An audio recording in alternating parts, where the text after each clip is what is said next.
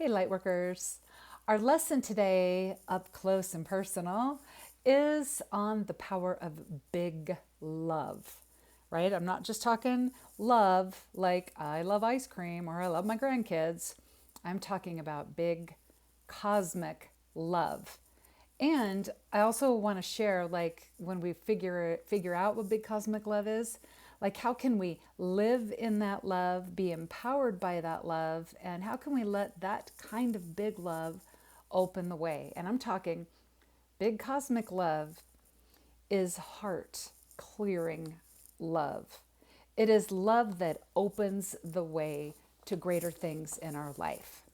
Okay, so the power of love, like at first I was just going to say, yeah, I'm going to talk about the power of love. But when I talk with other people and like we're face to face and I say, oh, the power of love. And they're just like, oh, yeah, love, whatever. When we think about the power of love, like just regular old love, I know for myself what comes to mind is people who love really well, right? There are humans out there and they just love really well. And we hear things like, maybe a mother was really there for her child who was in a healing crisis, and people will say, oh, the power of love is so healing.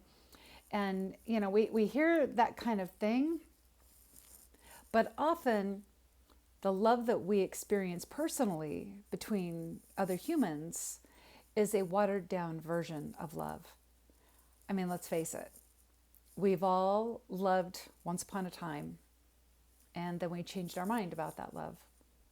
Or we have been loved by someone, and then they changed their mind and they withdrew their love from us. But see, this is watered down love. And this kind of love, it's actually big love, but it is trickling down through our filter. And like whatever filter that we have built up there, that's the filter love goes through. And so if we have a belief that it's not safe to love others, well, big love goes through that filter of our belief that it is not safe to love others. Okay, so big love is completely unfiltered. Completely unfiltered. Okay, so what is big love? Big love. Ernest Holmes calls it a cosmic force whose sweep is irresistible. All right, a cosmic force whose sweep is irresistible, meaning we can't stop that force. All right, it is constantly seeking to express through us, no matter all the filters that we have up. Right, it doesn't matter what our filters are. That big love, okay, God, the universe, source, it continues to seek to work through us. But we can put up filters, just like, the sun is always shining, right? It's always shining out there in space, but if it's a really cloudy day, the sunlight is filtered through those clouds. If we don't want to have any sunshine, we might go in our house and close all the blinds, and we might even crawl into bed and pull the covers over our head. We're not experiencing any of the rays of the sunshine, but the sun is still shining, right? No matter how many windows we close or blankets we pull over our head. All right. Now, Charles Fillmore said that love is the pure essence of being that binds together the whole human family. Now, this is where we get the saying about how all are one, right? Because we're all one in this big matrix of light. We're all connected. We are each an individuated soul, but we are still connected by the all. We're connected through the quantum field. Yes, we look separate because of our physical body, but as an energetic being, as an infinite being, we're still all connected. All right, we're all connected. Charles Fillmore goes on to say, divine love is impersonal. It loves for the sake of loving.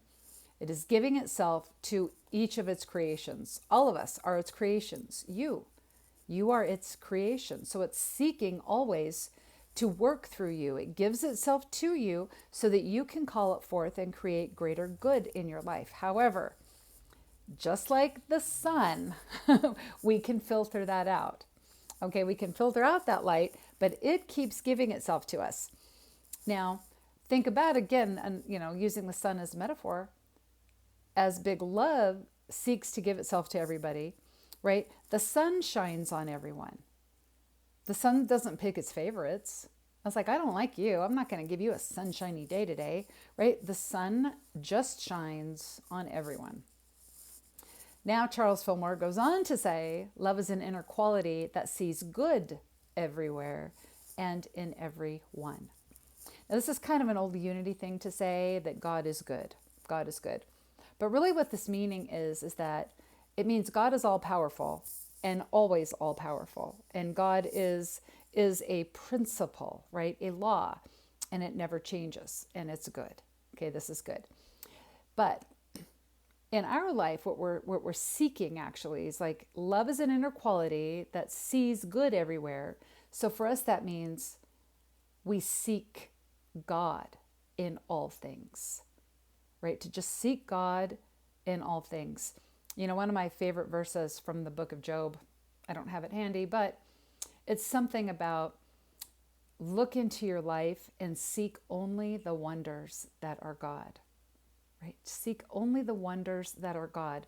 This means don't look at the problems. Don't look out there into conditions to blame, right, for the state of your life. Seek only the wonder that is God, because this puts our focus on the wonder that is God and allows that big love to work through us in a greater way. So we're doing greater things and calling forth greater good. Charles Fillmore goes on to say, love is the great harmonizer and healer. Love prospers and unites. He has a lot to say about love, which is good for us, okay? But as we can see, love is a constructive power. Through us, it builds and it brings things together. If it's the great harmonizer and healer, it prospers and unites us, right? And so through us, this is how we end up being in the right place at the right time. And we experience synchronicities. We hear something just when we needed to hear it, or we see something just when we need to see it, or we get on the phone and end up talking to somebody who has some interesting things for us, right? All just out of the blue, getting inspired and taking that inspired action then. Okay, so love is the great harmonizer and healer. It prospers and unites. It is a healing force. And this means that through the power of love, big cosmic love whose sweep is irresistible, this is how we call forth miracles and solutions into our life. It's how we get inspired with ways to move forward. Okay, love as a cosmic force whose sweep is irresistible. It is bigger than anything in its way. So big love, like blows through all the obstacles, right? And we are inspired either to change something or to rise above it, but we're not stuck there. Okay, we are not stuck there. So you can see that big love as a cosmic force whose sweep is irresistible is different than the filtered down version of love, even when we love well. Okay, big love is power and motion in our lives, and it changes things. So how do we live in love? How do we live in this big cosmic love? Okay, so I've already said this, but Ernest Holmes is the one who said it. He said, love is the givingness of spirit to its creations to further its own expansion and expression in the world. When we receive divine direction and we act on it, we've just called forth God into our lives. We've just called forth more good into our lives, and we are doing greater things, right? So love, it's a cosmic force that wants to be everywhere, experiencing everything. And that's what we are here for. We are the channel for that great cosmic force to work through. And this means that our ideas and inspirations, the things we create in our life, the new experiences we have, this is that cosmic force of love working through each of us. So if we were calling love a quality of spirit, it would be power, activity, and expansion. Okay? So big love, we're not basking in big love. I mean, we can. I mean, if you were in a prayer or meditation, you might bask in that love of the all for a few moments. You know, we bask in the love of a new sweetheart, or when we have a baby, like a brand new baby, we might just bask in the love that we feel for that baby. But love is not a passive force. Okay, big love is about actively expressing, right? Actively doing something with it, right? And of course, the activity of that is that we consciously choose to seek only the wonders that are God, right? We don't look at the people in our life and judge their behaviors. We seek only the wonders that are God. Now, I'm not saying to let people walk all over you, not at all. You might have to set boundaries. You might have to decide that certain people can't be in your life. If somebody commits a crime, you may need to call the police, okay? But we're not sitting on the internet, on social media all day, judging and criticizing every person who eats, votes, prays, or parents differently than we do. That is a waste of our inner resources, right? That's a waste of our vital life force energy. Okay, so you can see that actively expressing love, actively choosing to just seek God in all things, you can see that this is going to be a practice, right? We really are going to have to commit to this. It can be very challenging when we look around our day and we see people, all kinds of people that eat, vote, pray, and parent differently than we do. And it can be really easy to embody judgment and blame and criticism. Like, we can really go down that road. Like, we can end up going there. And then at the end of the day, maybe not liking ourselves too well for it. Okay? So to actively seek God only in all things, to seek only the wonders that are God, we have to surrender. And this could be hard. Okay? But we can do this. We have to surrender our idea of how other people need to live. We have to surrender our idea that we know best how they should eat, vote, pray, or parent. Like, we really don't have any idea how those cosmic forces are at work in them right now. We have no idea. It's not ours to decide for them. Okay? So you can see that really the act of surrender is a mystical act. It's not a rational one, for sure, right? Because we're having to give up controlling how we want other people to show up. And that can be really hard, especially when we know we're right. Okay? Especially when we know we're right. However, we cannot be guided forward by our heart if we are busy judging other people, if we assume that we know best, or if we're not trusting them to do the right thing. Okay? And I'm not talking about parents guiding their children. Of course, I'm talking about our relationship with other adults, with our peers. Okay? So if we are in judgment or making assumptions or not trusting them to follow their own inner resourcefulness, to tune into their own divinely wise self, right? Those qualities, they're not in alignment with our divine nature. And we know this because it can feel like our heart gets blocked up, right? It can feel like we're like things just are not working out for us. It doesn't feel good when we are not in alignment with our divine nature, with our infinite nature. Okay, that's not how we're meant to be expressing ourselves. And we end up wasting and desecrating our vital force energy, right? When we just go on social media and complain about things and blame and point our fingers, we're not getting a return on that energy. And what happens is that we experience within our body the judgment, the criticism, the blaming, complaining, and we send a cascade of not feel good hormones into our body, right? And so we're affecting our own health and well-being when we're not aligned with our divine nature, right? When we're looking for things outside ourselves to change so we can be happy, well, that doesn't require any inner work at all. and we're not calling forth our infinite light. We're not embodying our I am consciousness, our Christ consciousness. When we let love guide us, love being this activity of spirit, this expansive and creative force that it is, we physically experience that harmonizing power of that big cosmic love. We will physically experience it in our body because it has to come through us to move out into our life. It's coming through our heart.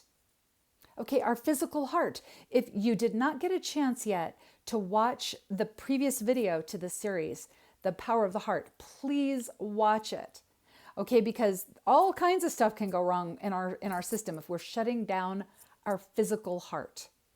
Okay, so we need our physical heart to be empowered so we can call forth big cosmic love. And then this great harmonizing, unifying, healing, uniting power. It goes to work first in our body, but then out into our lives. And then all of life seems to start to work in our favor. All of life. We experience a return on our energy because we are feeling the effects of that great harmonizing, uniting, healing, expansive power because we're experiencing that in our physical body. There will be a cascade of healing hormones, right? Of hormones for well-being. And then we give our cells and everything in our body, we give all of that a little break, right? And it kind of gives them a leg up, right? On our movement and toward well-being. So this is how we're experiencing that return on our energy. When we're not in alignment with our infinite selves, we don't experience a return on our energy, and all that crappy stuff we feel coming through us is not helping our body. So we align with the divine within us. We feel the wonderful harmonizing energies, the healing energies, right? And it actually physically helps our body. So it gives us more vitality. Say yes. Yes to vitality, right? Okay, all of our choices, think about this. Every choice we make either depletes our body or it gives our body some vitality, right? Every choice. And we know which way we're going because of how we feel with that choice, okay? So how do we let love open the way? How do we do that? The author Marianne Williamson, she has a beautiful quote. It is, open your heart to love and the way is made clear for you. Open your heart to love. Open your physical heart to love, right? Your beautiful physical heart. And to do that, this is when we have to practice that act of surrender, right? This idea of needing to control how other people show up to their lives or needing to control how our life goes forward, right? It's a need for control. When we're trying to control something outside of ourselves, we're not empowering our own physical heart. So we surrender, we open our heart to love through the mystical, not rational, through the mystical act of surrender. And then the way is made clear for us because when we are open to love, we're guided how to clear the obstacles out of our life, how to clear the obstacles off our path. Can we change it? Then we change it. If we can't change it, and we cannot change so many things, most things, how do we rise above it, right? We will be guided. How do we rise above it? Okay? The way is made clear when we open our hearts to love. Now, again, we want to remember love is a physical activity, right? It is us in motion, living our lives, consciously reminding ourselves and being in awareness of seeking the wonders that are God, right? Seeking only the wonders that are God. And this makes sense because if you think about it, what are other things physical things that might need to be cleared from our life? If you live somewhere where it snows, if you get a good amount of snow, you will need to clear a path from your front door to your street where your car is. And then a snowplow will have to clear the street so you can drive it. Okay? The act of shoveling and the act of driving a snowplow, this is all action, isn't it? It's action-based, right? It's the same thing for us. For us to open our heart to love so we clear the way, we're actively participating with life, right? We're actively participating with our life. Now, teacher Yeshua the Christ, and I always say, of course, it's Yeshua, it's not Jesus, it's Yeshua. There was no J in the Hebrew alphabet back when he was a baby or born. But teacher Yeshua the Christ, this is what he taught. Okay, his wise statements that he made, they were not just coming off the top of his head. Okay, when he said to love God with all our heart, soul, mind, and might, he was quoting Deuteronomy, right? Because teacher Yeshua was a wise rabbi. He was a teacher. He was actually a teacher. This Jewish man was a teacher. Okay, when he said, love your neighbor as yourself, he was quoting Leviticus, right? And so he was teaching about this activity, right? That we're using all of our heart, soul, mind, and might to love God, because it takes all of our might, doesn't it? It takes all of our might to look at somebody that we don't care for, we don't like their behavior, and still decide to seek only the wonder that is God regarding that person. It takes all of our might to love our neighbors as ourselves.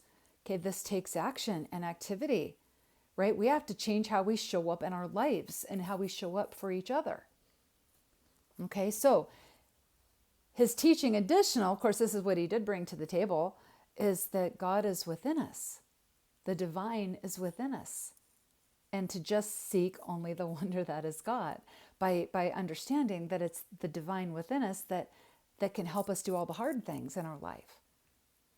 But we still have to participate with life, right? This is why we are committing to a practice with all diligence. Okay, remember, keep your heart with all diligence, for out of it are all of the issues of life. Practicing something with diligence means with awareness and with thoughtfulness, right? We're really paying attention to our actions and our behaviors. We're not waiting around for good things to happen. Our life is all about action. It's all about doing something, but acting on the right things, right? Following, like literally following the wisdom of our heart. When we open our heart to love, this divine power and activity, they're working right through us, right? And it puts things in our life to work for us. We'll find ourselves in the right place at the right time. We'll have the synchronicity, right? We call forth more good. You know what's not taking action? You know what not taking action looks like?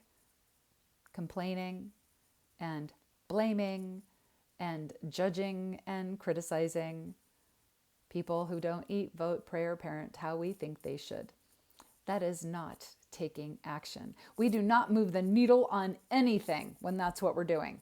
Now, it may seem like we're taking action because we probably get a little adrenaline rush when we get all self-righteous, right? But it's a defensive posture. It's a defensive posture. Okay, not a creative one, right? A defensive posture means we've shut down our heart. Okay, and we're just thinking, with our ego self.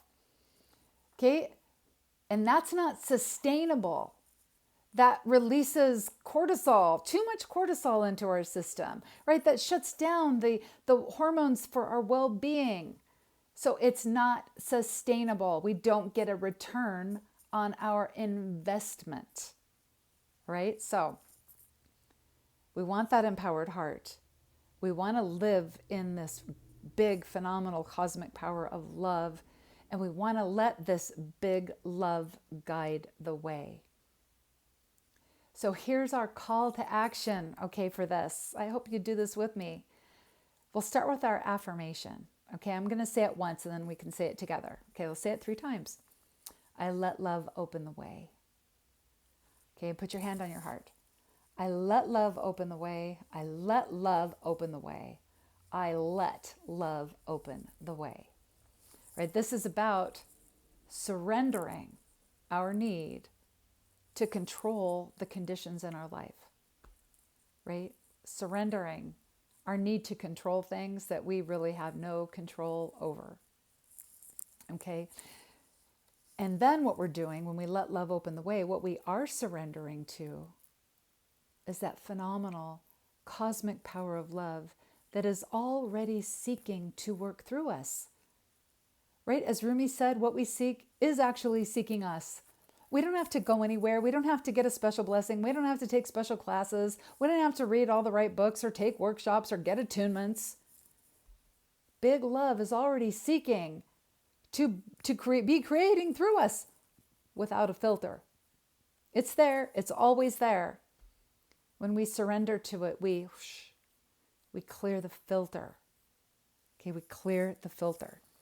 Rumi also said this: love is the bridge between you and everything. Love is the bridge between you and everything, between us and everything. Okay, love heals that separation.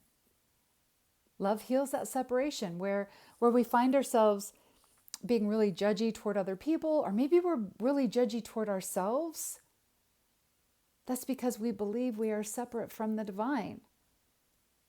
Love heals that separation. Love unites all of us. Love unites us and heals us. It is the great unifier. It is the great harmonizer. It is the great healer. Love heals. And so I invite you to maybe ask this question. Ask questions, right? It's always great to ask the right questions, because ask and receive, right? You'll receive an answer, but how could I let love work through me? How could I let love work through me in this situation? Okay, the answer, I'll tell you, it's not this.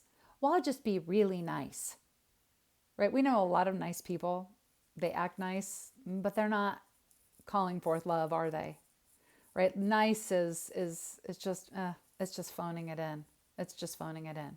Okay, kindness, that's really a quality of love because it's from the heart. Okay? But when we ask the question, how can I let love work through me?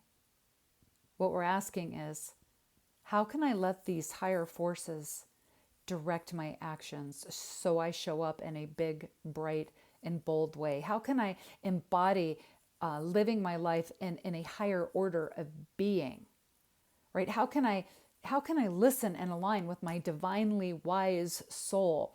How can I show up in my life as a love warrior, right? And I say warrior because a warrior is self-directed. They commit to a task and they follow through on it. They are in integrity, okay, with their heart. Right? They're not lying to themselves or making promises and breaking them. Okay. The definition of a warrior is that they are in integrity and they are self-directed and they do what they say they'll do. And it can take the heart of a warrior because it is easy to get distracted by the differences between us, especially if they have to do with how we eat, vote, pray, or parent. Okay. These differences can be very, very distracting. Okay, but so if we ask, how can I see God in others instead of our differences? This builds a bridge, right? It builds the bridge. Remember, love builds the bridge between us and everything. It's not only okay that we're all different and have different ideas about things. It's actually really wonderful. It's a blessing.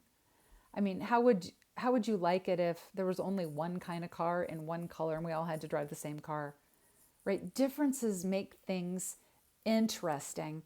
And we end up having new experiences because of our differences, right? We'll have new experiences together. So we don't need to be the same to have deep, loving connections with each other, right? It's our welcoming and loving heart that connects us, right? A welcoming and loving heart. So how can I let love open the way? That's our question for this week. How can I let love open the way? How can I be guided by these higher forces, right? Ask and receive. Ask and receive your answer. It'll be different for all of us, right? Ask and receive. How can I let love open the way? And this is how we are creating heaven on earth.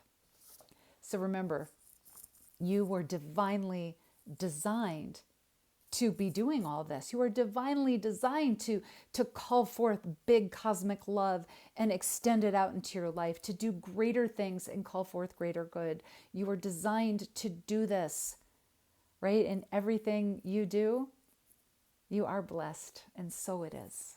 And so it is. We'll see you next time.